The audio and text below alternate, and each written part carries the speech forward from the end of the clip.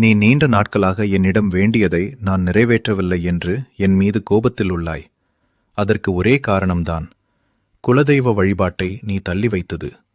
நான் உன் இஷ்ட தெய்வம்தான், உன் வம்சத்தையே காக்கக்கூடிய குலதெய்வம் வழிவிட்டால் தான் வேண்டுதல் நிறைவேறும்.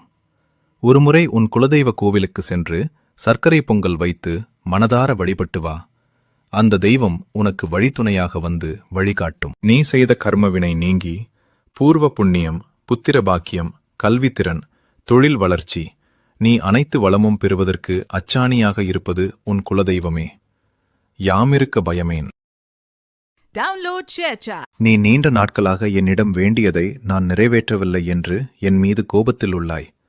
அதற்கு ஒரே காரணம்தான். குலதெய்வ வழிபாட்டை நீ தள்ளி வைத்தது. நான் உன் இஷ்ட தெய்வம்தான், உன் வம்சத்தையே காக்கக்கூடிய குலதெய்வம் வழிவிட்டால் தான் வேண்டுதல் நிறைவேறும். ஒருமுறை உன் குலதெய்வ கோவிலுக்கு சென்று சர்க்கரை பொங்கல் வைத்து மனதார வழிபட்டு வா.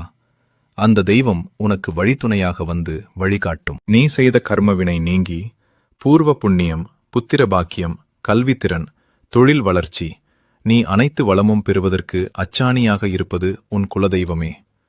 யாமிருக்க